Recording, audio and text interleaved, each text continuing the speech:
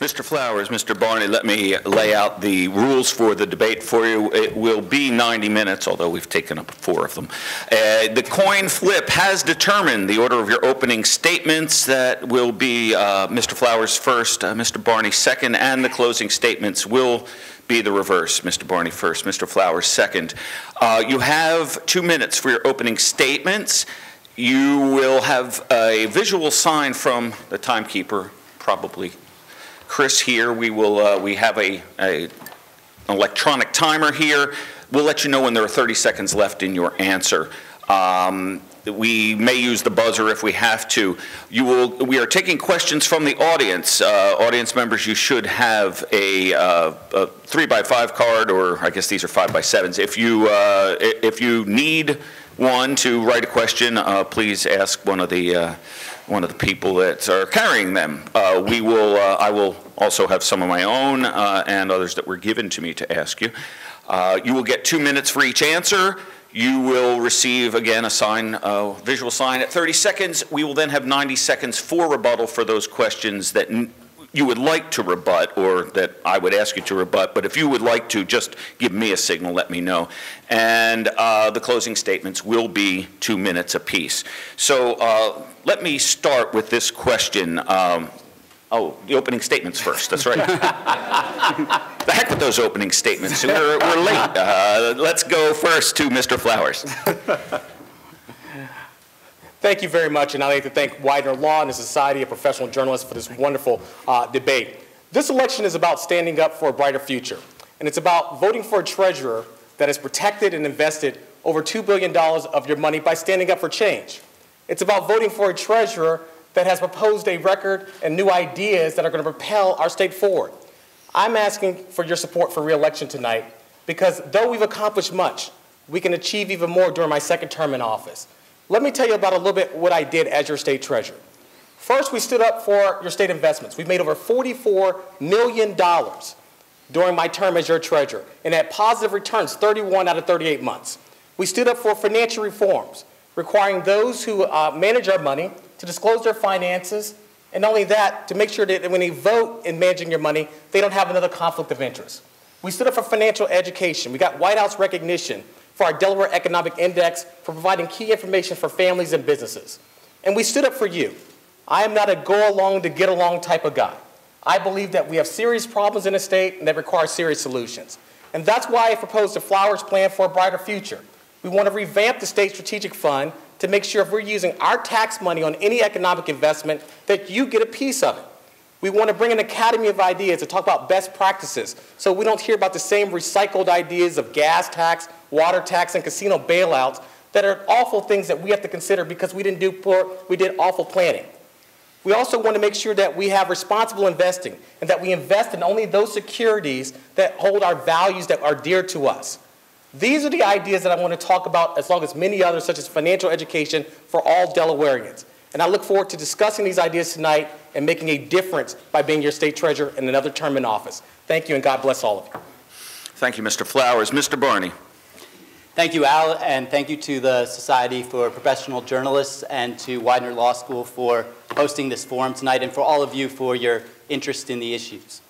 The ultimate test of public leadership is what you accomplish for the people you represent.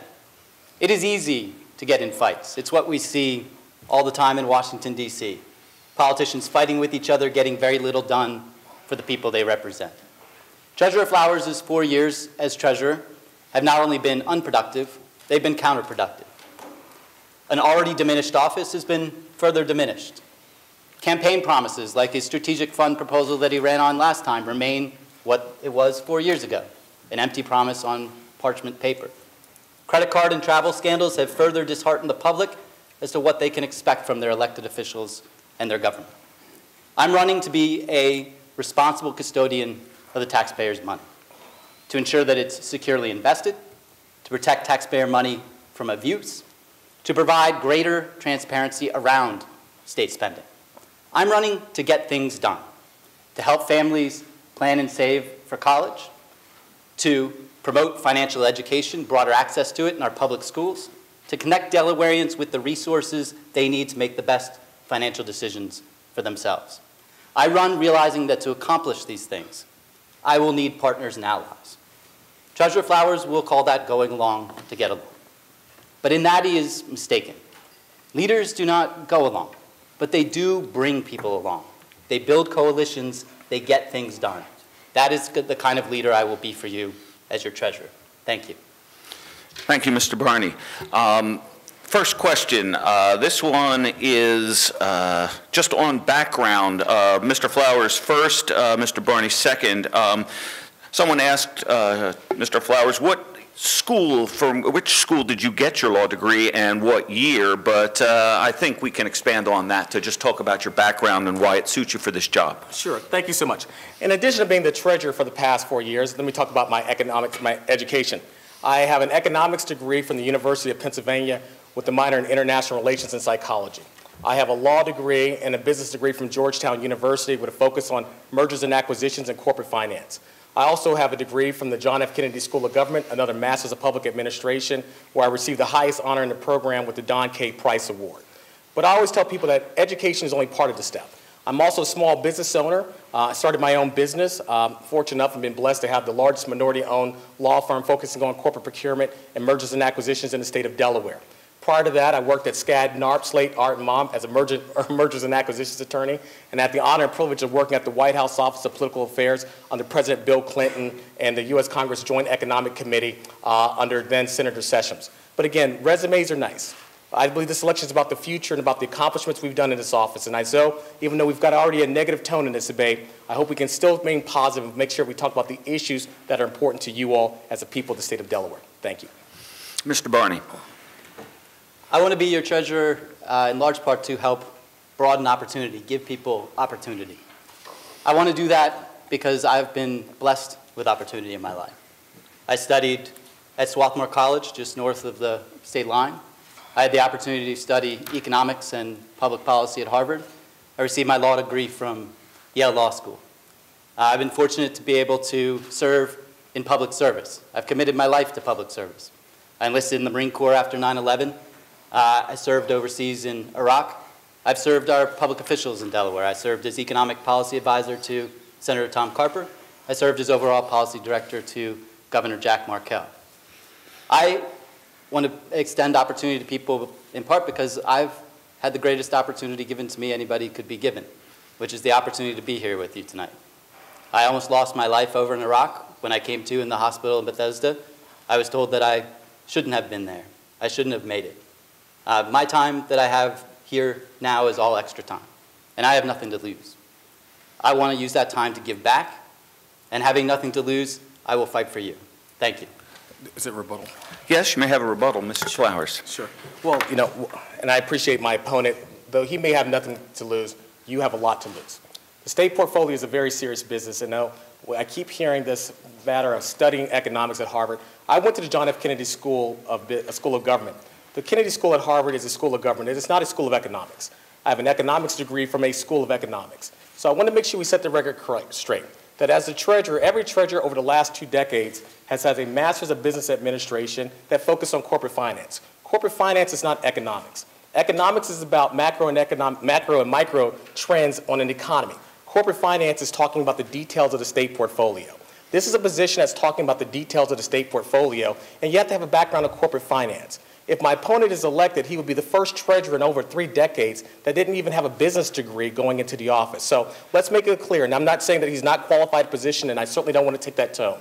But economics there's a difference in taking a couple courses of economics at the Kennedy School of Government, but there's a difference in getting a master's of business administration and finance as Senator Carper, Governor Markell, Treasurer Potter when she was office, Treasurer Ruznicki, and again, Treasurer Flowers here today. So I think let's make sure that we talk about corporate finance, not economics. And if we're going to talk about economics, let's make sure that the economics came from a school of economics, not the John F. Kennedy School of Government where we studied economics. Again, it's economic policy, and the only way you study economic policy at the Kennedy School if they feel that you are deficient in economics and they make you go back and take some economic courses. So certainly I don't think that my opponent means that. I think we should be talking about the corporate finance background that I think is required to do this job. Thank you, Mr. Flowers. Mr. Barney, do you have a response? Yes. Just to be clear, I took PhD level economics at Harvard at the Kennedy School. One of the great things about the Kennedy School is it gives you great opportunity to study across the university. So it was not any kind of deficiency or catching up. And economics is very central to managing the portfolio and to serving on the Cash Management Policy Board. Let's be clear about what these decisions are generally about. We're talking about the state's cash reserves, its operating account, the money that it needs in the short term to meet its bills, to meet its obligations to creditors, to not default.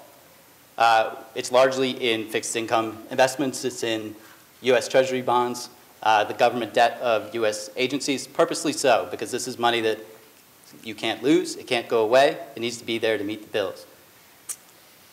The truth of the matter is the portfolio over the last 4 years has been at historic lows.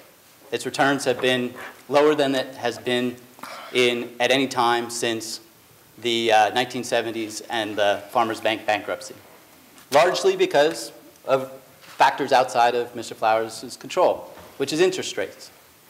A lot of this has to do with looking at the economic climate, looking what's coming down the road. Are interest rates going to go up? You don't want to go long when the interest rates are going to go up. And it's working collaboratively with the other members of the board, which is something that I have experience with as policy directors of the governor. Time, Mr. Barney. I would like to continue this line of questioning, though, as long as we are talking about the Cash Management Policy Board. Like a question here about your reactions to House Bill 381 that came out of the Joint Sunset Committee review of the Cash Management Policy Board. The legislation would have placed the board under annual financial disclosure requirements. It was not voted on and was left to expire as the General Assembly did. Would you support, Mr. Barney first, would you support the reintroduction of this bill in the next session and support its passage? I do, and I would work effectively for its passage. This is part of what I was talking about in my opening statement. And it's not to be personal, it's not to be mean, it's not to be negative, but it is to say why we need new leadership in the Treasurer's office. The fact is that this was a rather straightforward bill, not one of the most ambitious bills ever before the General Assembly. Currently, the private sector members of the Cash Management Policy Board file financial disclosures every 3 years. Mr. Flowers proposed that it go to every year. Not a huge change, but he couldn't get it done.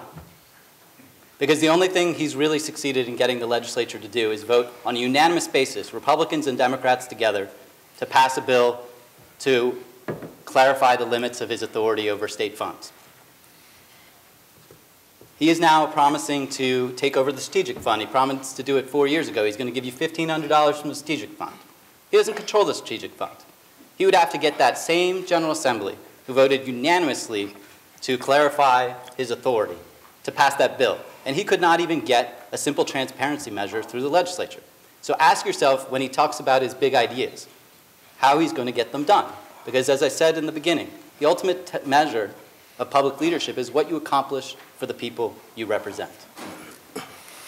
Mr. Flowers. Yeah, I see my opponent has had his Wheaties this morning. Let's see here. Let's take a step back for a second. As many of you know, my opponent was the governor's policy director. For 3 years, we stood there and we fought for financial disclosure, and my opponent was silent. The administration opposed me, said we don't need conflicts of interest or any of those type of policies. We don't need it, and we stood alone. And we got a measure to finally look at this, thanks to Representative Kowalko and many others at the Joint Sunset Committee, that says, yes, the people who manage our state's $2 billion portfolio need to disclose their finances on an annual basis. You're right, Mr. Barney, I stood alone on that. And you should have been right there with me, but you weren't. Instead, you were silent with the members of the establishment and administration trying to make sure that Chip Flowers didn't get it through. So you had something to campaign on. I think that's horrible. Simply horrible. That this is long overdue. That we need to make sure anybody touching our state funds should have financial disclosure on an annual basis, and I'm going to continue to put forth this. Now, about this bill earlier this year clarifying the powers of the office. As we saw in New Jersey, what political vendettas are bad. I've sat here for the last 20 minutes and all I hear is about political vendettas and Treasurer Flowers wasn't able to do this.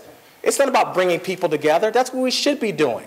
You know, you're right, Mr. Barney, that I'm going to continue to fight for these things because these are very important.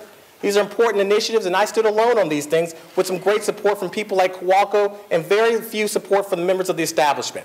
So I believe in these conflicts of interest policies, and I think the very notion to blame the General Assembly not passing when the Speaker of the House and those who supported you didn't bring the measure to the floor is disingenuous. So let's get real, let's cut the crap, and let's talk about the real issues. The bottom line is that you have a treasurer standing before you that supports conflicts of interest, that stood in the fight, that stood against the board and the political donations to your former boss, the governor. He stood in that fight and said, this is the right thing to do. And so I don't care if I'm primaried, I don't care how often you talk about it tonight, that I didn't get that bill through. We are going to continue working to get the bill through. If not, then we're going to have to go looking for it, as we will all know, for a new governor in 2 years. Thank you. Mr. Barney, your response. I'm going to be forced to say this many times tonight. Mr. Flowers can have his own opinions. He can't have his own facts. Let's correct the record. This proposal was introduced as part of his Honest Way amendment after I had left the governor's office, after I had begun exploring my candidacy for this office. And let's be very clear about where this Honest Way amendment came from. It came from Treasurer Flowers deciding that disagreement with him on a policy basis on the Cash Management Policy Board made the members of the Cash Management Policy Board corrupt. He has tarnished that board with that brush very broadly, very liberally. And it's not just members of the board. He suggested that the Attorney General is corrupt. It seems to be, if you stand in his way, that is corruption. I would challenge him to say specifically who on the board is corrupt, how have they lined their own pockets, and tell us whether he has reported it to the Public Integrity Commission, whether he has reported it to the Attorney General. Because otherwise it is simply the lowest form of political rhetoric, and what he said, it's a political vendetta. People opposed him, opposed his ideas, and so he goes out and calls them corrupt. We can do better than that in Delaware. There's enough of that in Washington, D.C. Let's keep our dialogue on the facts, on the merits, and let's work to get things done. Is it my rebuttal time? I think it is. Thank you so much. The people of Delaware listen. I thank my opponent for at least acknowledging that I did propose these reforms, and it's sad that the governor's former policy director from the outset didn't propose these reforms. Look, let me be very clear with you tonight that this is very important, a very important debate, and let's not let the side theater distract us. At the end of the day, we have a board of appointed officials that aren't required to disclose their finances. And yes, Mr. Barney, there were members of this board that at times held stocks in the banks, and they were asking the treasurer to put money in those banks. Now, I don't know about you, but I know if I had done it, I know that I'd be on the front page of the news journal. So let's get it right. That's not right. That's not the right way we should be doing things. There might be a word that I associate with it or others may associate with it, but that's just wrong. Public polls have been strong on this issue, that people want a conflict of interest policy. They want a board that has financial disclosures. They want a board that doesn't own stocks in the bank they're asking their treasurer to put money in.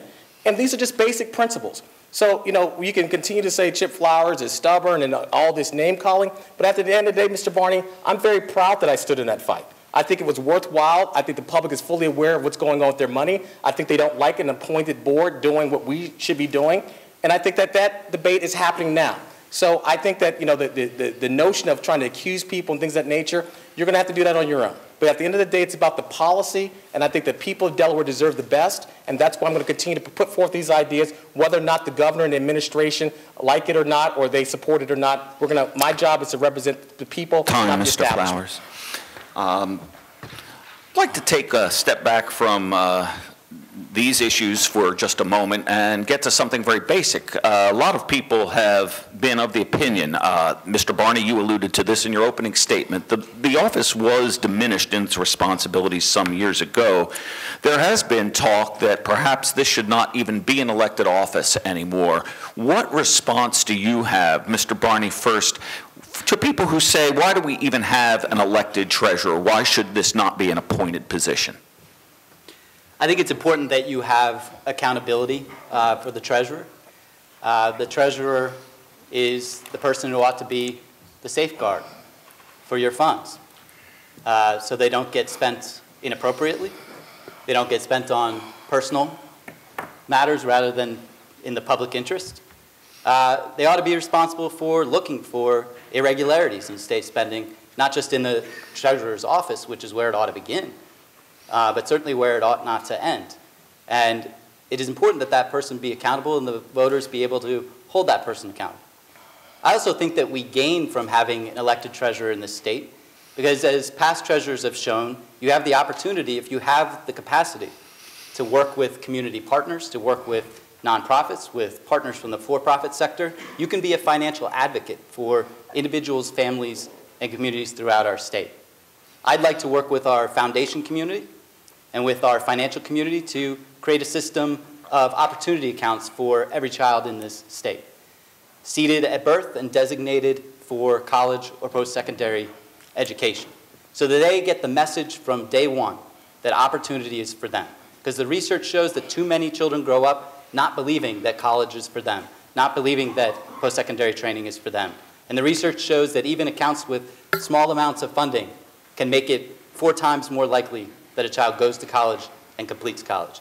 Those are the kinds of things that an elected official can do that you cannot imagine somebody buried in the bureaucracy in the Department of Finance accomplishing for the people of Delaware. Mr. Flowers. Thank you so much. I'm going to answer your question. The treasurer's job is to manage the state's $2 billion, and we're just going to disagree. I don't think you need an elected treasurer to open checking accounts for kids, and we'll just have to disagree on that point. Let me give you an example of why I believe we need a treasurer. 90 days after I came to office, it was brought to my attention that we had hundreds of millions of dollars in a bank that was failing. The bank's credit rating had dropped below the standards. The cash board had directed the Treasury to keep the money in the bank because they had an interest in the bank. Let me repeat this again. Hundreds of millions of your dollars was in a bank, uncollateralized, unsecure, didn't meet the very establishments of the guidelines of the boards, and they were directing the treasurer of the state of Delaware to keep the money in the bank. This is serious. This is why we have an elected official, and we told them that we're not going to do it. And you're right, Mr. Massetti, and many others have said this. Because of the decision I made 90 days in the office, I may never reach my political dream of reaching the highest office in the state. But I have no doubt in my mind that I did the right thing within 90 days I came in office. I stood up to the board and said, this is wrong. We don't have a shortage of banks in Delaware. Do we? We don't. So why are we making an exception and trying to keep money in a bank that's unsecure, unprotected? I'm a fiduciary. I was elected by the people. I was self-funded. I donated my salary because I wanted to make decisions in your best interests. And you're right, it may cost me my political career in the long term. But I have no doubt in my mind that because we have an elected treasurer who could stand up and say, that's wrong and I'm not doing it, that we have a treasury here today. Thank you very much. Mr. Barney, do you have a response? I want to take a moment to have maybe a kumbaya moment. I'm going to have plenty of opportunities to be critical. I have my criticisms of the treasurer. I commend him in that case for looking out for the security of taxpayer money, because I think that's the foremost responsibility of the treasurer. And it goes to a point that I want to make about the billboards that he's got up and his talking points in his opening today, where he talks about all the money that he's made for you. First of all, the reality is that there's been less money made over the last 4 years in return to the general fund than at any time since the Cash Management Policy Board was set up, since the Farmers Bank crisis. But I'm not critical of him for that. I'm critical for him for politicizing these returns and setting up a singular metric whereby treasurers from now on are going to have to outdo each other on an operational cash account, on chasing returns on short-term investments. Mind you, that will ultimately cost our AAA credit rating. If that becomes the political standard for treasurers in this state, chase returns on short-term investments, that will doom us. Mr. Flowers. I think I get a rebuttal for that one. Yes. But do you have a question for me? No, your turn to rebut. Thank you so much. Let me first start off by saying that, about the AAA credit rating, let's not buy the scare tactic tonight. No one is doing anything at the Treasury that even remotely comes close to jeopardizing the state's AAA credit rating. In fact, we're doing the opposite. Having a state portfolio of $2 billion that's not collateralized, that you have hundreds of millions in a failing bank and the bank goes under, that's jeopardizing your state your credit rating and the health of a state. So that's just not accurate. The second point I want to bring up is more important, is that my opponent said the nerve of us to measure treasurers by performance. The nerve of us to actually talk about performance and making sure that we elect public officials to go in there and actually do their job and make sure that we're making money on our state's dollars. Well, I'm just going to have to disagree. We're elected to perform. We're not elected to sit there and watch the money turn on the computer and dream big and dream of one day becoming governor. That's not what the treasurer should be doing. The treasurer's in there to perform, and we're very happy we gave the board certain benchmarks and performance measures. We don't have at historic lows. The interest rates environments are at historic lows, and I think the finally agrees with me that the board was not handling that situation correctly. So yes, we went in and made many changes, increased the number of managers, we required performance over political connections, and we made sure that you weren't given money based on your connections. We gave you more money if you performed, based on the guidelines that the board did. So that wasn't risky. That was just good management, and that's what resulted in the $44 million. So I'll leave you with this. The board thought we were going to lose money. We ended up making $44 million. Now everybody says it's a team effort, even though they resisted us every step of the way. Time, Mr. Flowers.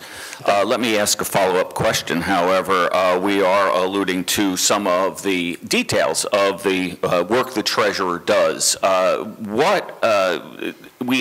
alluded in the previous question to the fact that the duties of the office have been constrained over the past, say, 20 years. I'm not sure the precise year that the changes were made to the office, but it does now require the agreement of the entire cash management policy board to get an investment in anything other than what we're investing in currently. Mr. Flowers, you've run into a lot of resistance to changing this. One of the things that I think a lot of laymen have been unclear on, what kind of other investments are you talking about that other than the accounts that the money is currently kept in? As I am given to understand that the money is kept in very conservative accounts and earns therefore a very minimal rate of interest, but it is entirely secure.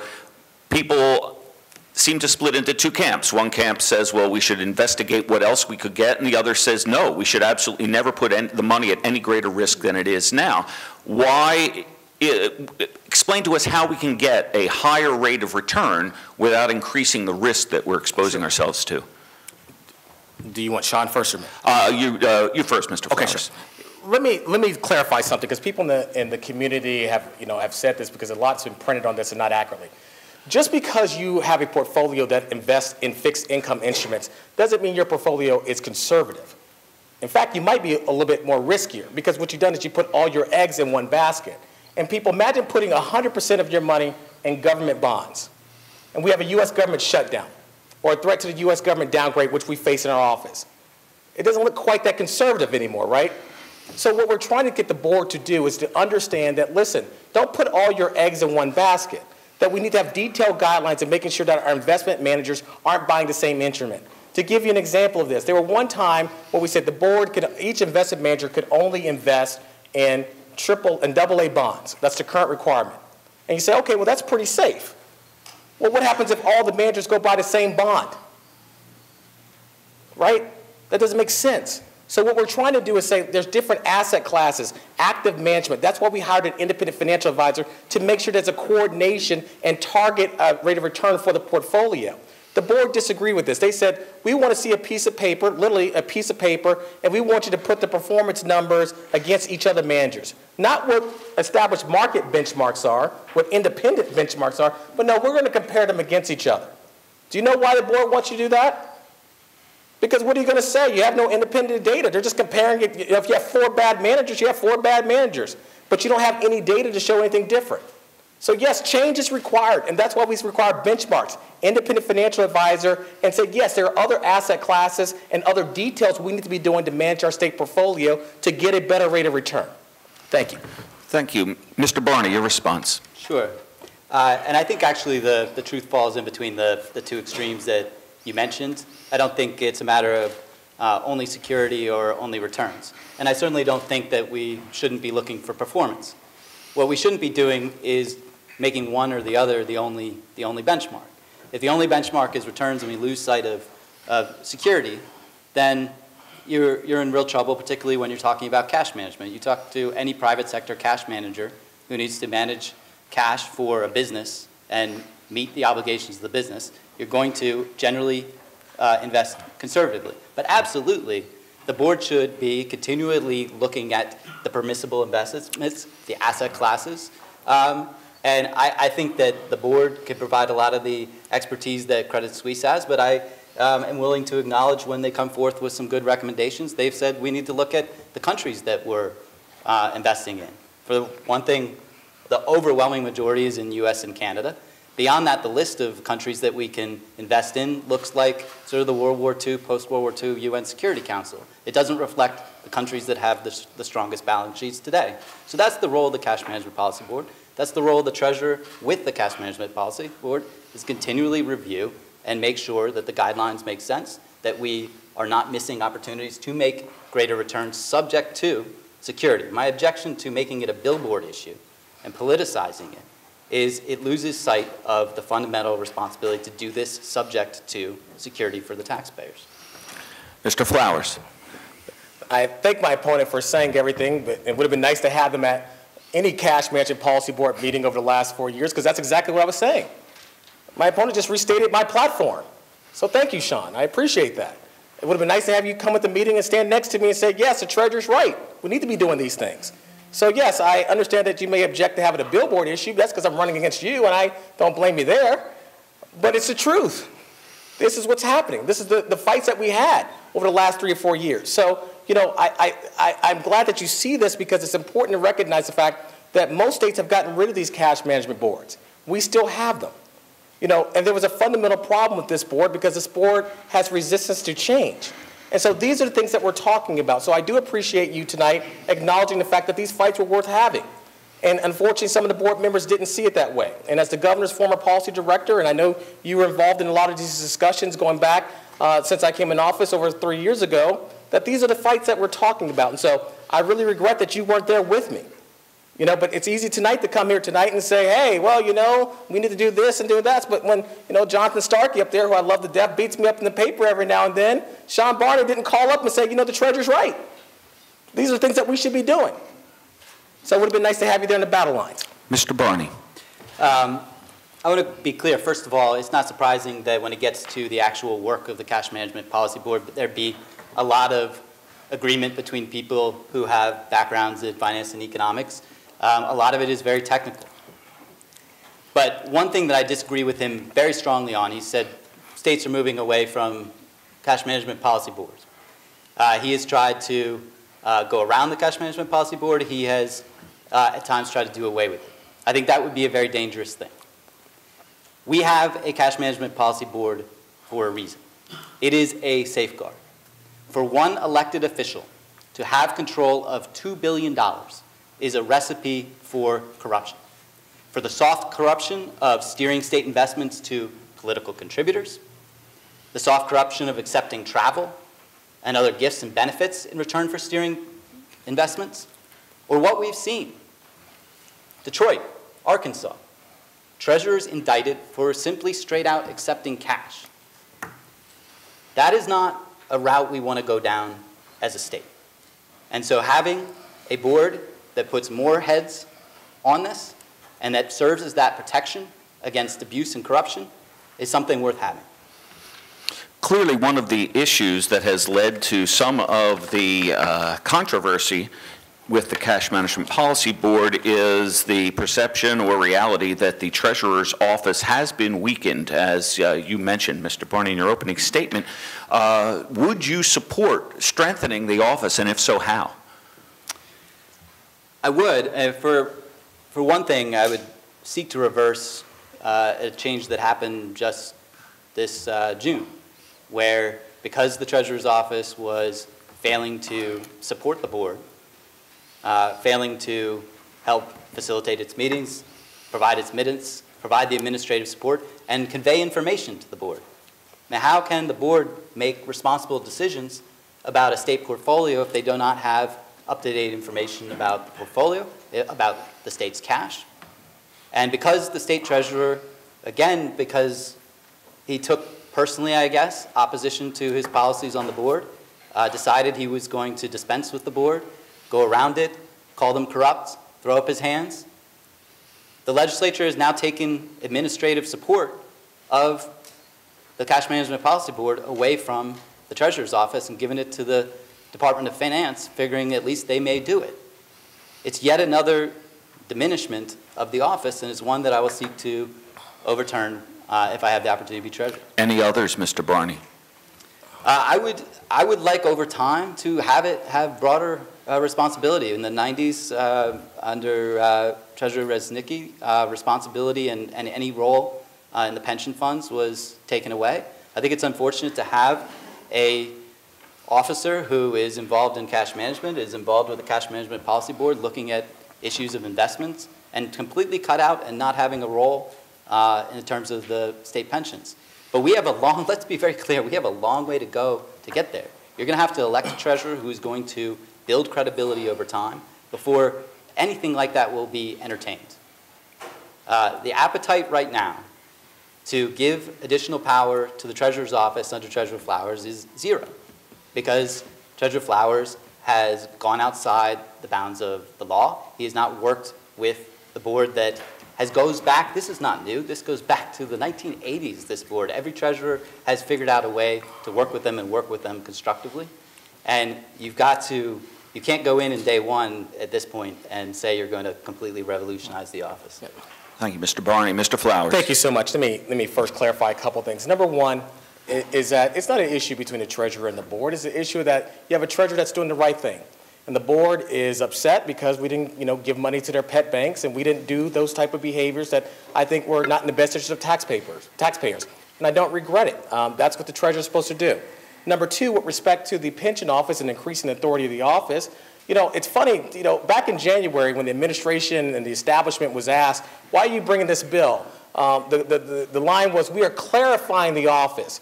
Now, magically, I guess 7 months later, in the political season, we were stripping the office. And I remember many of you in the media asked the administration and the speaker and the governor's office, we're clarifying the powers of the office. Now, all of a sudden, it's stripping. So I'll leave you with that, your own devices there. But let's get to the root of the matter. The root of the matter is the powers of the office are fine. And I think that it's a matter of the governor was a former treasurer, and let's be frank, we're not Facebook friends. We don't tweet each other at night. So let's call spade a spade. I see the office different than my predecessor, and the governor doesn't like it, and he's entitled to his opinion. But that being said, that the things that we're proposing are working, and they're working for you. And that's what this election is about. It's not about individual personalities or political vendetta. We mentioned Treasurer Resnicki. Resnicki ran against Senator, then soon-to-be Governor Carper, and they got the pension office stripped from her.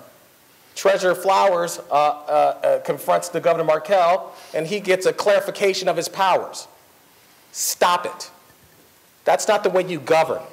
People can have a legitimate disagreement of opinions. It doesn't mean you go rewrite the law to get your way. This is a democracy. We are entitled to disagree. Put the pen down and let's have an honest debate about what's in the best interest of the people of the state of Delaware. Thank you. Do you have a response, Mr. Barney? Yes. Again, just to clarify the record, first, Treasurer Flowers can be very quick, and you got to follow him very quickly. He's talking about two different bills. So when he says the bill to clarify the authorities actually was the bill I was referring to strip away administrative support of the board. Those are two completely different bills. One was passed in January or February, I believe, and the other was passed in June. So it's easy to conflate things, and it's easy to make your point when you're not constrained by the facts. The other thing I would reiterate is, once again, Treasurer Flowers has said that those who disagree with him are corrupt. I would challenge him to name names. I would challenge him to say exactly what they did. And I would ask him what he would like to see done with them. Yeah, thank you so much. And to answer your last question, the information is dealt with the appropriate law enforcement authorities, and we're not going to get into that tonight. So yes, it has been done. So number two, let's talk about the fact that the individual of the power of the treasurer being the sole person to manage money. That's not true. My opponent, talks about that with scary thought to have one individual making investment decisions. Let me remind you of Fisker and the governor, the sole individual who made that investment decision. We lost $21 million. There's a council of development finance, but that's an advisory council. Whenever the cash management board tells me to do something, I have to do it. So you see, there's a big difference. There is a double standard here. So let's not go there. That doesn't even make sense. Let's not go there. Let's talk about the issues that are important to the people of the state of Delaware. And with respect to this minutes bill that was passed, yes, my opponent is correct. The Department of Treasury, the Treasury, as you know, we did not take minutes for the board because the board did not want certain things included in the minutes. So the board lobbied the governor and the establishment to get a bill in office so they can have their friends at the Department of Finance write the minutes. Well, I find it quite peculiar that, of all the things that we need to be doing in this state, when we talk about gas tax, property tax, casino tax, abandoned property, bailing out casino, that once again, the cash management bill that requires financial disclosure, that magically doesn't get on the table. But the bill for the minutes, magically, they have time to do that. So I just disagree that I think the establishment has the wrong priorities, and I'm going to continue to stand to make sure that we get an establishment that has the right priorities for the people of the state of Delaware. Thank you, Mr. Flowers. I think that's a rebuttal for each of you, so I'm starting to lose track a little bit there. I'm sorry. A question here about that cash management board is this appointed board, how can it be more accountable and how can it be structured to avoid cronyism? Let's start with Mr. Flowers. Excellent. Excellent question. We have proposed the Honest Way Amendment, and as part of the reform, so I think several things would help. Number one, term limits. People on this board have served since 1981. 1981. I was 7 years old in 1981. I'm celebrating my 40th birthday this year. It's time. If we have term limits for our governor, we think we could have term limits for our cash management board. And that's why I'm imposing a self-term limit on myself, no more than 2 terms as state treasurer. I don't believe in just talking the talk, let's walk the walk. Number 2 is that these boards, we need more elected officials on the board. It is absolutely crazy that the Cash Management Policy Board only has 1 elected official. That's me. All the other members are either appointed by the governor, mainly, or 1 person as a representative of the General Assembly. Well, of course the governor gets his way. He's got me outvoted on every single vote. That makes no sense. There is no room for dialogue and discussion. It's like, Chip, what do you think? No. Okay, all those in favor? Aye. Bye, Chip. That's not democracy. That's not the way we do things. So third, I also believe that we should be required to rotate these members of the board. Basically, we should be able to appeal decisions made by the board. So if the treasurer believes that something's corrupt or unethical goes on, it should be able to be appealed directly to the General Assembly. So I think there are multiple things that we could do to make this board more accountable, more transparent, and I think obviously the most important thing, as I said at the first point, is the conflict of interest point, which making sure disclose your finances. I'm upset it's just once a year. I think before you take any vote, if you have a vested interest in the vote, what should you do? You abstain. This isn't rocket science. This is just basic ethical principles that we're doing, and I'm happy to continue to argue these points because they are important points, and I think the public needs to know that the people who manage their money are doing it correctly and honestly. Mr. Barney. My objection is not to any of these proposals. I think that it only makes sense when you have a board dealing with investments. And if you look at the pension board, they have a strong conflict of interest policy. It absolutely should be the case for this board. I have no objection to that whatsoever. And I don't have an objection to moving from every 3 years to every 1 year in terms of the financial disclosures. And I don't disagree that some turnover would be desirable. I guess at this point, term limits may be the only way to do it. It's somewhat surprising to me that governors over time haven't nominated different people in all this time. So if we have to do term limits to do it, then we have to do it. I would not agree that we should make this either more elected officials on the cash management board, nor do I agree that we should make the ultimate vote to the General Assembly. For the reason that I said before, we have gone to a system in Delaware where we try to protect against corruption, protect against elected officials who are out seeking contributions, elected officials who are in a position to take gifts and other things from those who would be interested in gaining control of state investments. And we have shielded that in the interest of avoiding what we have seen other places, where we have seen this is not fiction. I mean, this is the reality we've seen other places of officials indicted for bribery, because it is an enormous temptation when you've got $2 billion under your control. So I would not look to politicize it, and for the reason we had the billboard discussion before, I would not look to further politicize the balance that you ought to have between security and returns. I would not seek to make this a bumper sticker and billboard issue of chasing returns, chasing returns, chasing returns. Mr. Flowers, your rebuttal. Thank you so much. And I really, it's like a new opponent tonight. I mean, he's agreeing with everything I'm doing tonight, so thank you. Maybe he'll vote for me on September 9th. The thing that is very important, and let us remember, which I think is very critical, is that who is checking the checker? Who is checking the checker? The Cash Management Policy Board, if we continue this model, it's fine. They will have a check on the treasurer. No one's arguing that point. But who's checking the board? And that's what this debate has been about for the past 3 years. It's like making sure that those on the board, when you have people serving since 1981, I remember my very first meeting at the treasurer, I said some ideas. They said, I might let you, one of the board members said, I might let you have $20 million to manage. Telling the newly elected treasurer that he might let me have $20 million to manage. There's one word for it. I can be called embattled, bombastic. I don't care what you put me in the paper for. That's disgusting. That means we've allowed this board to go unchecked and amass this much power that they could tell the treasurer what to do. It's ridiculous, and it would have been really nice to have my governor stand next to John Kowalko, myself, and his policy director to stand next to us and say, let's stop this, and let's do what's right for the people of Delaware, and let's change this system. Mr. Barney, any rebuttal? Well, just that, look, again, to remind us where this all came from. On the face of the proposals that Mr. Flowers put forth, and let's remember when these proposals were put forth. This was put forth when the legislature was coming forth with the bill, again, voted unanimously, Republicans and Democrats alike, without a dissenting vote, to clarify, I insist on clarifying, because this is the system that we have had since the 1980s to protect the taxpayers. This was Mr. Flowers' response, were these proposals, which on the face of them, there's nothing wrong with it. My objection is in the packaging of this honest way amendment of sweepingly calling the board corrupt.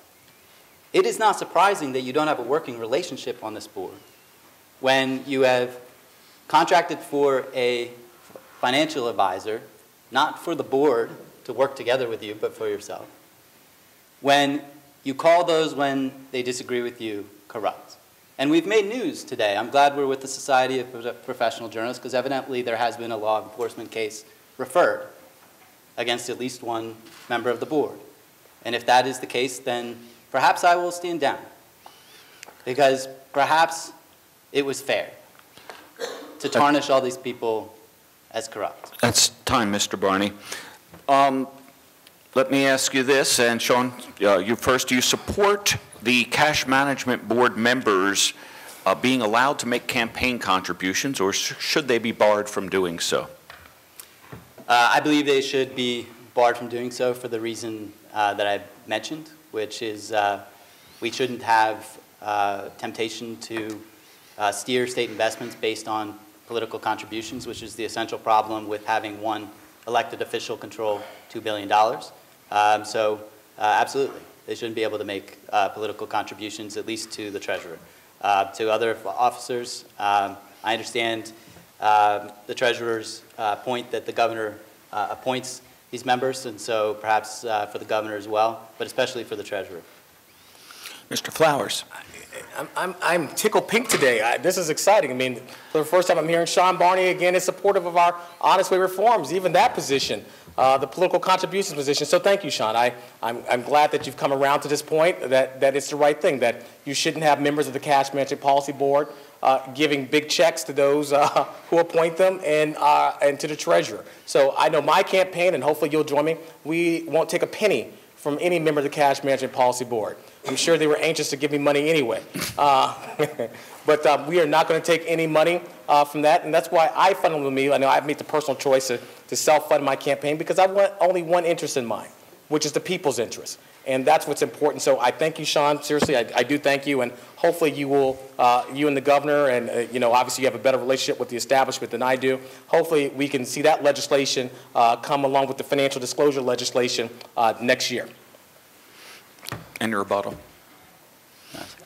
All right. Mr. Flowers, you are advertising that you made $44 million on the state's $2 billion portfolio. Given that you were directed to make those investments, why are you bragging about them now? Thank you so much. This is so funny because members of the board and others are trying to rewrite history.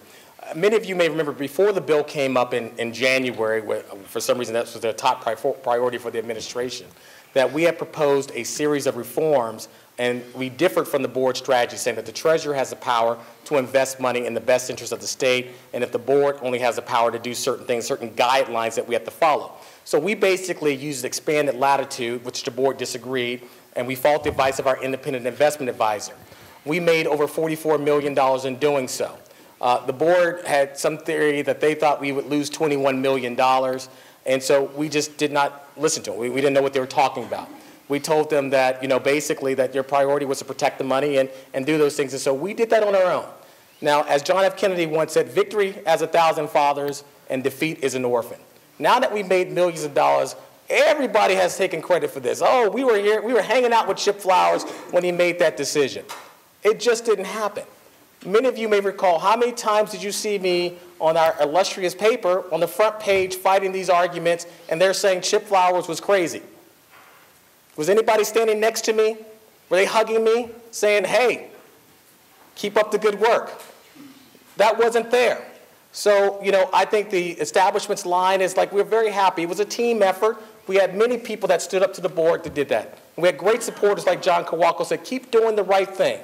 But I think the board is that's a little stretch to say that they directed Treasurer Flowers to make millions, particularly when on multiple occasions they went to our state newspaper and said, Chip Flowers lost $21 million.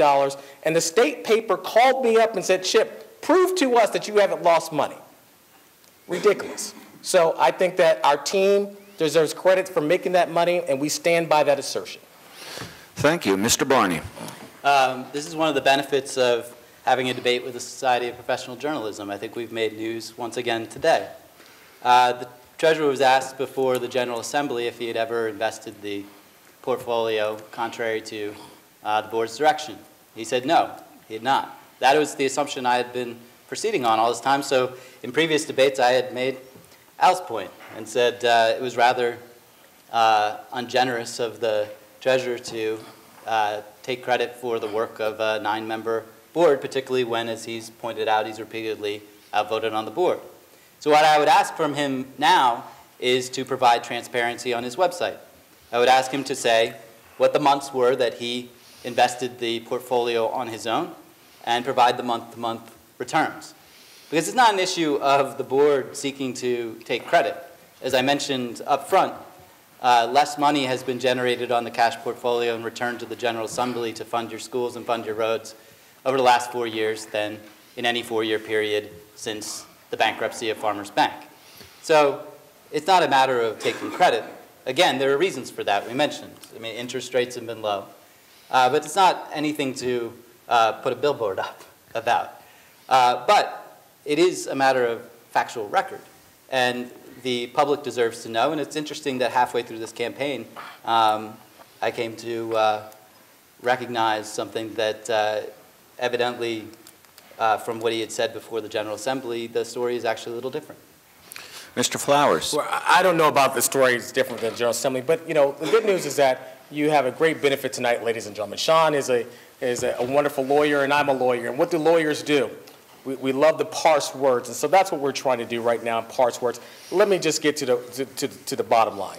The bottom line is we made $44 million during my term as your treasurer when I had control of the portfolio, and we debated the authority of the board to basically tell the treasurer to do some things that we didn't think were in the best interest of taxpayers.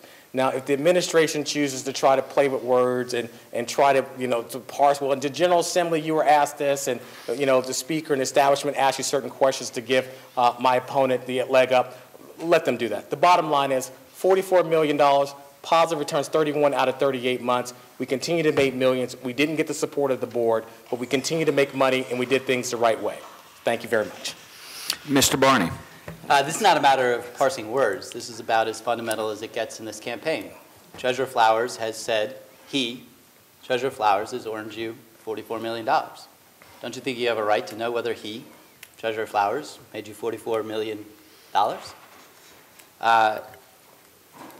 This is about as basic as it gets, and I would just ask him to put the information out. Because it also has significance in the sense that if this is true, then the bill that was passed by the legislature was clearly not out of left field, clearly not unjustified, because Mr. Flowers is telling you that he ignored the board, that he went off on his own, which is contrary to the system that the General Assembly set up. Because remember, he likes to talk about the governor. It's his favorite foil. The governor this, the governor that.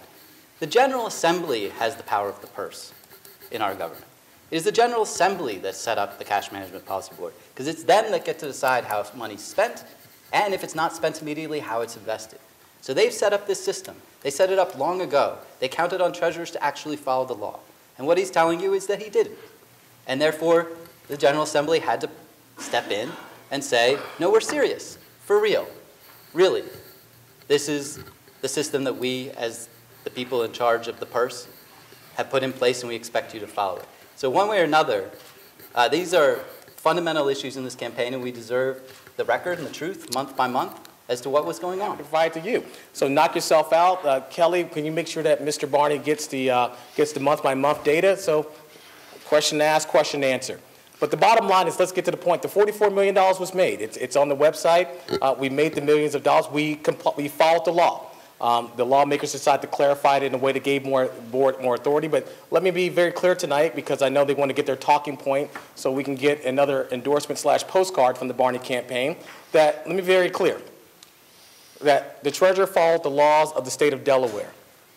Sometimes he followed them alone without the support of the establishment or the board. But we followed the law, and we made the money lawfully, and we did everything correctly. So anything to the contrary, parsing words, talking about, the Clinton Ness type of language here, stop. $44 million made lawfully, 31 out of 38 months positive returns. Thank you. Mr. Barney, the return on of $44 billion on about $2 million is roughly 2%, a little bit above that. Do you think that is an adequate rate of return? And if not, what would you set as the target rate that you would like to see? It is about that. It is, as I mentioned, historic and being historically low. But I think it's understandable under the circumstances of a low interest rate environment. And to your point, I would seek to do as best as we can by the taxpayers within the confines and with the parameters of security for the taxpayers. Because remember, if you think about your household budget, this is not your IRA. It's not even your savings account. It is your checking account. It is the operational funds. They churn. They come back to pay the bills, to meet payroll, to meet the obligations to your creditors. The first thing, and he talks about how this isn't an issue of the AAA credit rating. It absolutely is, because it's confidence that the money is there when the state needs it for it to go out the door and meet its obligations.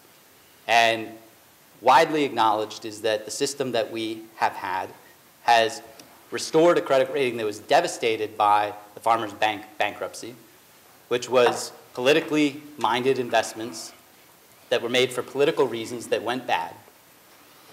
And we've had a system that has restored our credit rating, and there's a lot that's wrong in Delaware.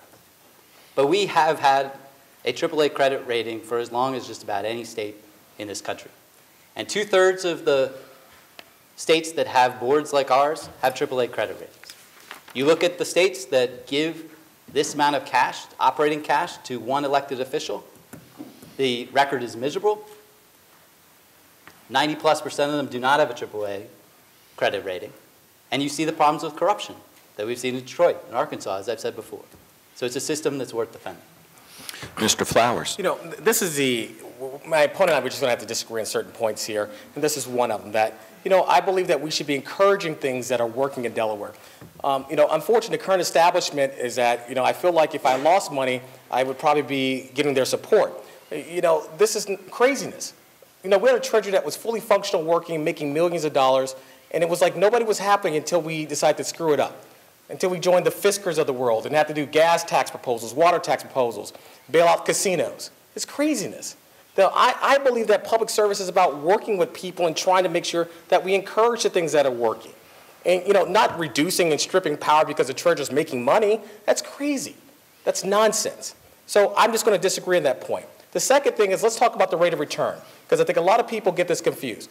Because the Cash Management Policy Board has this treasury sitting on $1 billion in cash and short-term equivalents. That's not what other states do. They do cash flow modeling to figure out, well, our cash flow, which is primarily comes in every day, we pay our state's bills out of money comes in every day. We don't need $1 billion sitting in cash and short-term equivalents. So as a result, all that money should be being placed in longer-term investments. Instead, we sit on it. So it's funny how they talk about this low rate of return, but the reason why we have a low rate of return is because of the things they're doing. Really, we made the $44 million off of $880 million, which is the amount of money that is invested in intermediate and long term. So they're playing, once again, numbers games with you. But let me be very clear. The Treasury does not believe that we need to be sitting on $1 billion in cash.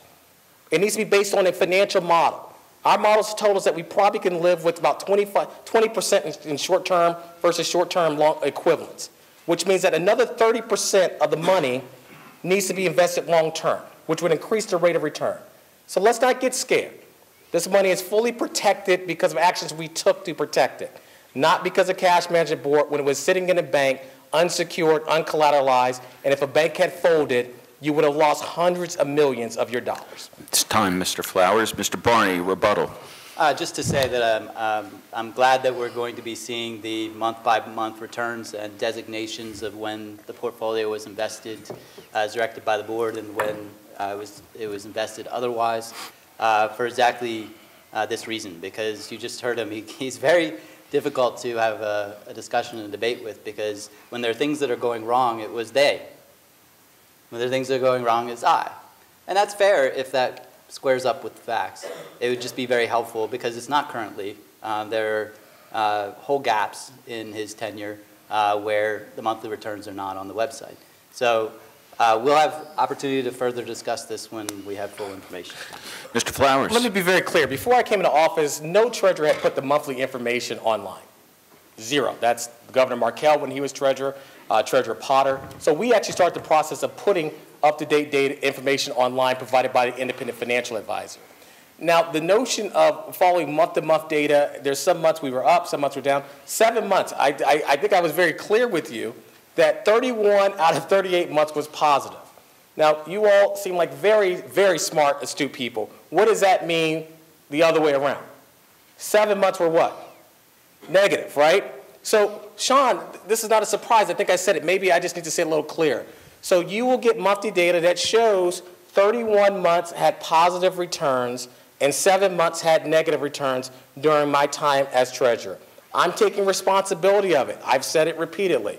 I can't help it if it just happens to be 31 months was really good. I think that's something that we should celebrate. We shouldn't be trying to go pick holes and find the 7 months that were bad. But let me be very clear. I will say it a third time so we're very clear. 31 months were positive. 7 months we had negative returns. Over the entire 38 months that I had, my authority in office prior to the establishment clarifying that we made over $44 million. Thank you. Mr. Barney. Just a clarifying point. The issue of the months is not, what was up, what was down. And maybe he clarified it just here, which is that he has invested contrary to the board for his entire tenure, is I guess what he just said. I'm just interested in, when was the investing contrary to the board and when was he not? And what happened over that time? That's a simple factual question. Mr. Flowers, care to answer that? I think you got the point. Thank you so much. All right. Mr. Barney, what can the State Treasurer's Office do to support financial literacy in our public schools? I think that this is a very, very good question. Currently, 2/3 of our children are leaving our public schools without a solid grounding in personal finance. This is something that is a failure on our state's part, and it's something that the state should rectify, and the state treasurer should take the charge in correcting it. I think the way that you are going to make the most difference is you've got to work with our educators. You've got to work with organizations like Junior Achievement, organizations like the Center for Economic Education and Entrepreneurship at the University of Delaware, who have the expertise in developing the age-appropriate curriculum. I've been talking about this since I first started this campaign. Treasurer Flowers has been talking about it now. I'm glad that we are both on this page. He's focused on high school. I think high school is important, but I think that if you talk to people at the center, if you talk to people at Junior Achievement, they will tell you that it is very important to start early and to have age-appropriate curriculum all throughout. So I will be working. We have a lot of resources. We have the Money School. We have the center, as I mentioned. A lot of it is getting principals, school leaders, teachers to say yes. The resources are there. The state treasurer should be able to say, we will bring this to you. All you have to do is say yes, open the time in the curriculum, and we will bring the resources to you. Mr. Flowers? You know, since I've taken office, we have talked about financial education in a variety of different ways. We've got the White House Economic Index that talks about Delaware, the health of the state of Delaware that we put out, as well as the Delaware Early Warning System, where we got White House recognition as being one of the most innovative treasuries out there in financial education. So we have a fabulous record on financial education. I think what my opponent and I disagree on is that there was a bill that came up a couple years ago that the Treasury supported in part that basically required financial education for all Delaware high school students. I believe that bill was important, even though it was sponsored by a Republican. Some of my Democratic colleagues did not think it was so much because they didn't want the Republican to get credit, and I just don't play that game.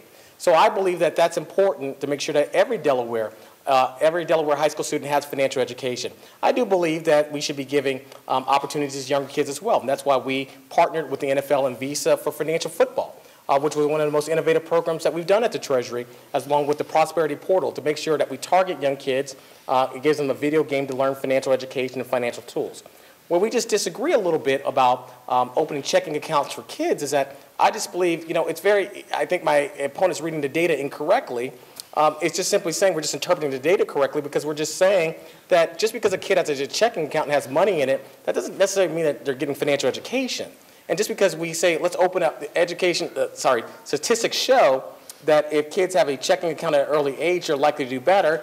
Well, that doesn't necessarily mean that we need to open up a whole bunch of checking accounts. It might just mean that kids who have checking accounts have parents who have financial means, and it may be another indicator of the well-being of the economic health of the family. So I just think that you have to take a broader approach to it and not just assume that if the treasurer stops managing the portfolio and starts giving money to kids, that's going to solve the problem. I just think that we need a comprehensive approach to financial education, and we need to work with our nonprofit partners such as United Way and others in doing so.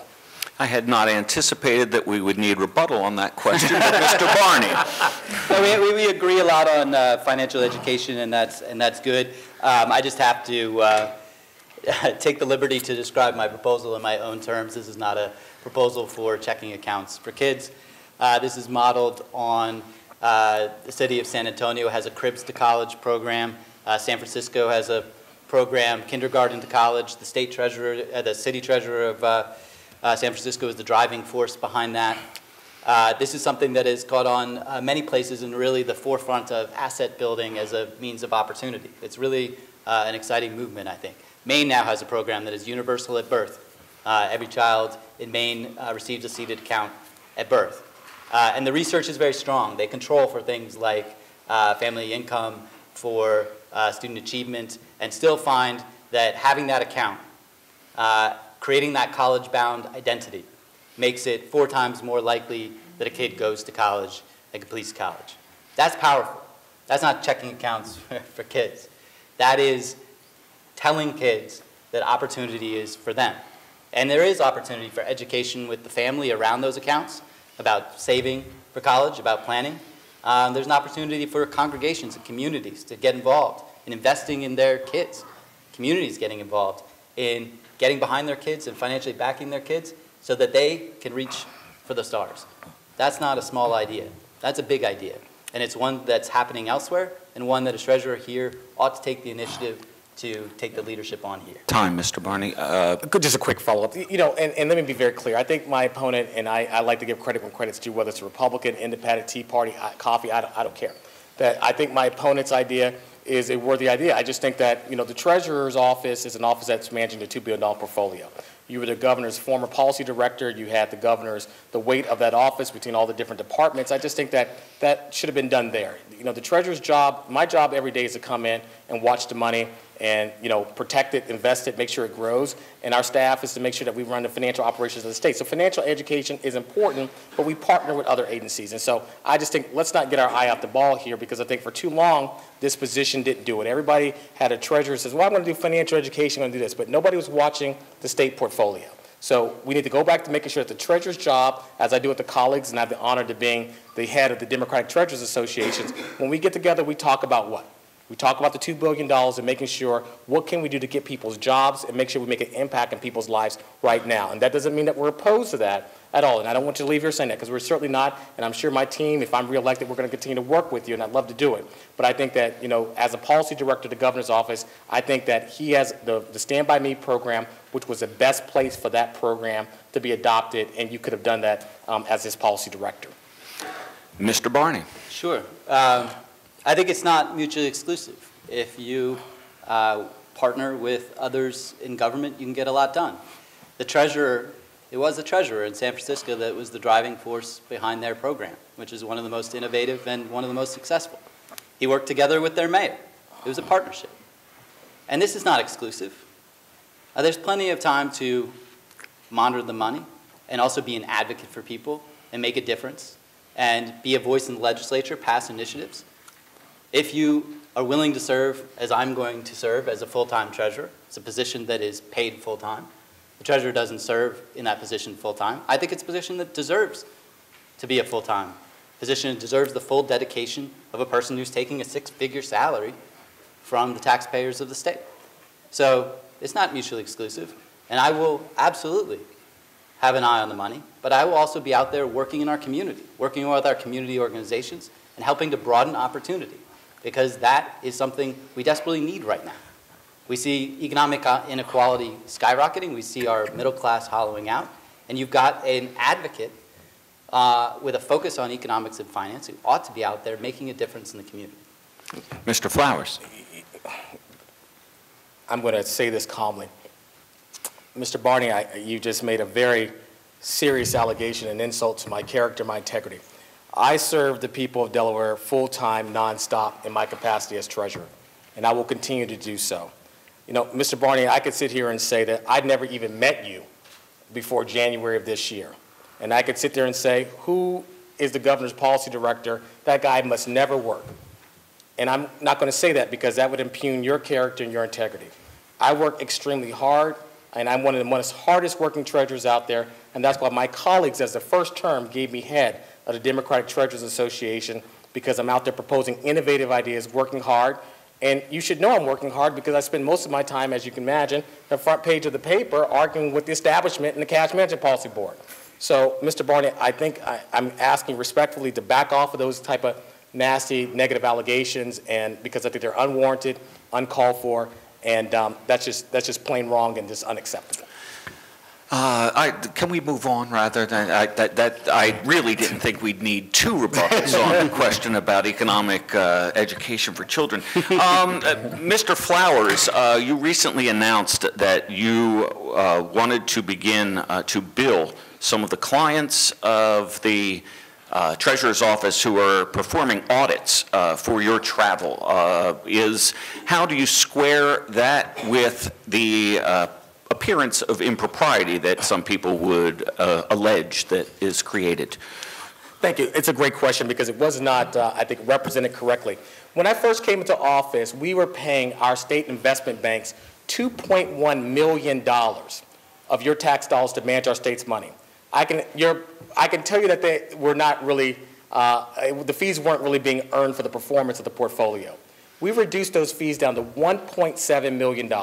Now, something I am an expert in, I think my opponent would agree, is sourcing and procurement. That's where I made my living in mergers and acquisitions and sourcing and procurement.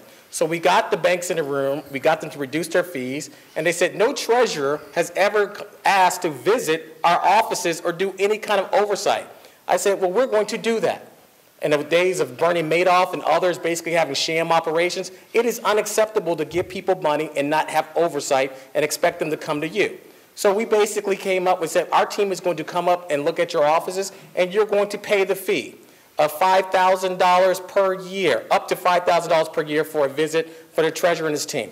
Now, somehow we're paying them roughly about $300,000, and someone said, well, because the Treasury, they're paying for the travel of $5,000, that we are not going to be independent. $300,000, $5,000.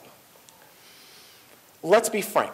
Once again, this is another innovative idea that the Treasury had that the establishment didn't want to get credit for. They didn't want us to get credit for doing it. It's very simple. We have to go visit them. So wouldn't it be easier for the people that we're paying the $1.7 million to basically say, well, no, you're going to have to fund that too, and they agreed, versus having the state pay $1.7 million plus an additional $35,000 to go visit them. So we thought this was a wonderful cost-saving move. We haven't even used the money yet. I'm surprised it even got into the paper yet, but that's a different story. But nevertheless, we are happy to say that we haven't used the money. We haven't done anything with the money, but we think it was a wonderful cost-saving idea that should be done. But if the General Assembly wants to use your money to fund again another $35,000, we are very happy to take that money, but I think it is absolutely Mr. crazy. Flowers. Mr. Barney.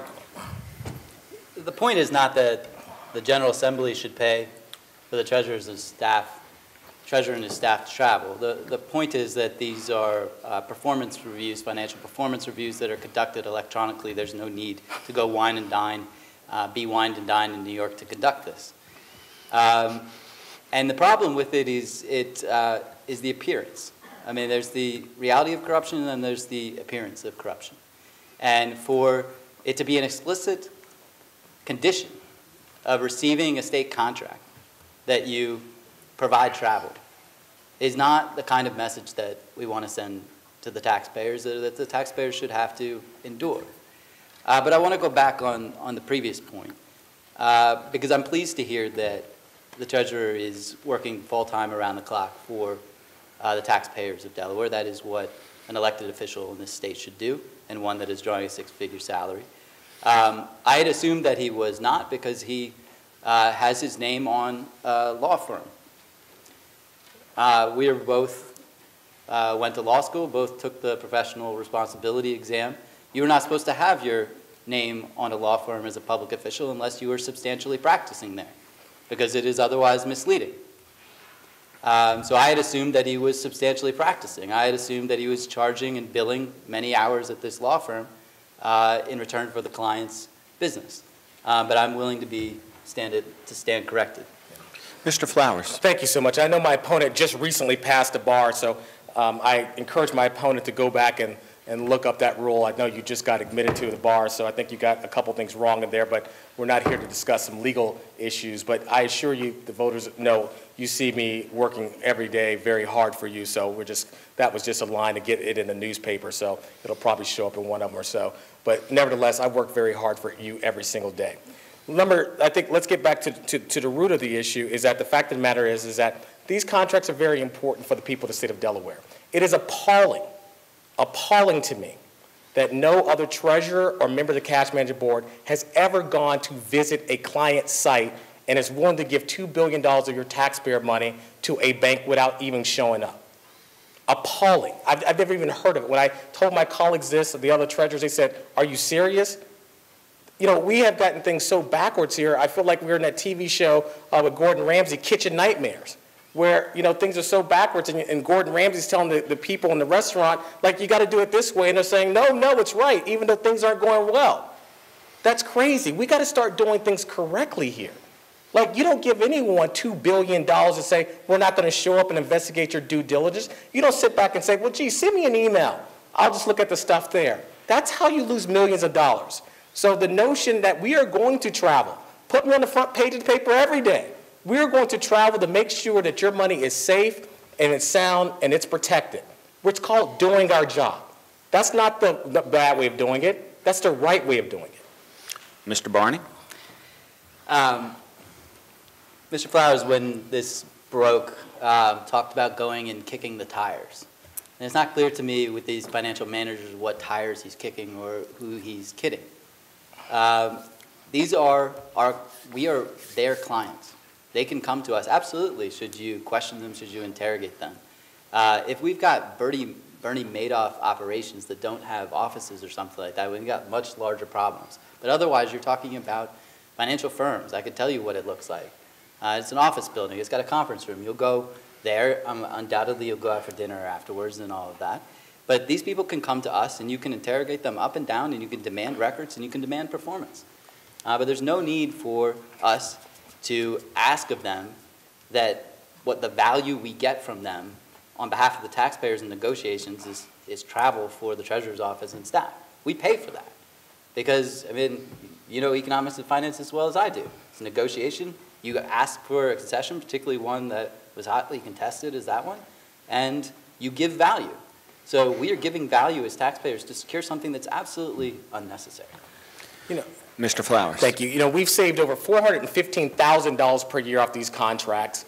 We've, again, made the $44 million. And once again, we get questioned about doing things correctly. So let me be very clear with you. And I love the forum and I love this debate. I'm not the type of treasurer that's going to sit behind my computer all day, play words with friends, and wait for emails to come from banks. I'm not going to do that. So I'm going to be very upfront with you. I'm going to get up and do what I've continued to be doing and go find and make sure that the banks are doing their jobs and working hard for the people of the state of Delaware. So we're just going to have a fundamental disagreement because I think there's too much of the lazy management, the laissez-faire form of management going on right now. Let's get up. Maybe if we got up and did some things, we wouldn't have $21 million lost in Fisker. Maybe a bakery wouldn't have gone out of business at $100,000. Maybe we wouldn't have a French fry machine at $50,000. Let's get up. Let's go talk to people. Let's talk to advisors. Let's get advice and make sure we do things properly. So no, I'm not going to make that promise to you, and I'm sorry. I'm not going to sit there in the office and play with my computer all day. That's not what I think we deserve a treasurer. We need an activist treasurer going out there, doing the things that I'm doing, and that's why results are happening. We're not going to go back to the old model, back in the, I guess, the Carper days, where we just sat there and let everybody else come to us. That's not what I'm going to do. We're going to be active. We're going to continue making millions, and we're going to do it the right way, like every other treasurer is doing it. Time, Mr. Flowers. Mr. Barney, you have any response to that? It is time for our closing statements. We have 2 minutes each for those. Mr. Barney, you're up first. Thank you. I want to thank again Widener Law School and the Society of Professional Journalists for hosting this debate. I think it's been a good exchange and good information has come out, good facts. And I'm glad to know that we're in a room of journalists, so I assume that there will be follow-up on some of this. The treasurer ought to be a responsible custodian of the state's money. Absolutely ought to have an eye on the money, ought to protect you against abuse of taxpayer money, ought to look within the confines of security and stability for the taxpayers to do the best by the taxpayers in returns that it can. But I have a broader view of the Treasurer's office and a broader view for a better state and what the Treasurer can do to serve you. And it's a view that we need right now because we've seen opportunity diminish in our society. We've seen the middle class be hollowed out. We are seeing a lot of people struggle. And we need a treasurer who will do all of those things, but will also look to broaden opportunity for people who, yes, will go out and if it takes working with the governor, then you work with the governor to create child savings accounts. I think the treasurer could do a lot to do that and to give kids opportunity and hope for their future. I'm going to stand for strong middle class wages. I've fought and stood with fast food workers while they have fought for a livable wage and the right to a union. I will stand with them going forward, and I will be a watchdog as the treasurer to make sure that when money is spent and dispersed to state contractors, they are following our labor laws for working conditions. and wages, because that's what a treasurer ought to do, to be mindful and a watchdog for the people and to bring a brighter future and a broader vision for our state. Thank you, Mr. Barney. Mr. Flowers. I also want to thank Widener Law, all of you tonight for coming, and my opponent and the Society of Professional Journalists for a wonderful, wonderful debate. You know, I'm not going to take the opportunity to rehash what you already know. We have had a successful tenure as treasurer, making over $44 million, and we have a plan for our future, a plan that's going to impact your life. We are going to continue standing up for the things and the values that we believe as Delawareans that are important to us. Teddy Roosevelt once said, in the course of a decision, the best thing you can do is the right thing. The next best thing you could do is the wrong thing. But the worst thing you could do is absolutely nothing. Through adversity, we stood up, not stood down, to all the comments, the negativity, the criticism, as we fought for you. And it worked. Let me be frank. I don't work for the establishment. I work for you. And sometimes that means that I'm not going to be able to go along to get along. But it means that I'm making sure that you are represented in this office of the Treasury every single day. Through all of this, I have one question to ask you, that I stood up for you every single day over the past 3.5 years. So I'm asking you on September 9th and November 2nd, will you stand with me? And let's continue doing the great work that we're doing by standing up for change in the great state of Delaware. Thank all of you. God bless you. Have a wonderful night. Thank you. Thank both of you, Mr. Barney and Mr. Flowers. Thank you so much. Thank you.